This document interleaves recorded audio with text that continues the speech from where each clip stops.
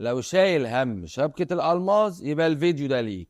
الألماظ على عكس ما ناس كتير متخيلة أسعاره مش بعيدة قوي عن الذهب، لو مش بنتكلم عن الفصوص تحديدا.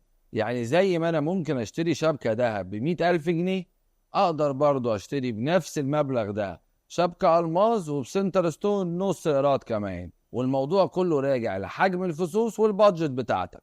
بس الفرق الأساسي إن الذهب ممكن يبقى اختيار مناسب وشيك جدا بس في الديلي يوز، بس الألماظ موضوع تاني خالص وليه إحساس مختلف تماما. ومن هنا طلع شعار دايموند از فوريفر اللي بقوله لكم في كل فيديوهات الألماظ، لأن الألماظ ده أقوى مادة موجودة في الكوكب بتاعنا وبيقطع أي حاجة، فعادة ما بيتأثرش بعوامل الجو أو التعرية ويفضل عايش لأجيال وأجيال. وطبعا الألماظ على طول مرتبط بالحب والرومانسية واللفلفة والحاجات دي، وكده كده اي واحدة بيجي لها هدية الماس بتكون طايرة من الفرح، مختلفة تماما عن هدية الذهب.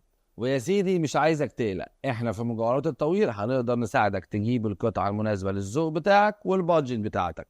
وانتي لو تتفرجي على الفيديو ده ابعتيه لخطيبك او جوزك عشان يجيب لك هدية الماس. وبس كده، كان معاكم دكتور ياسر الطويل، وده الجواهرجي. سلام.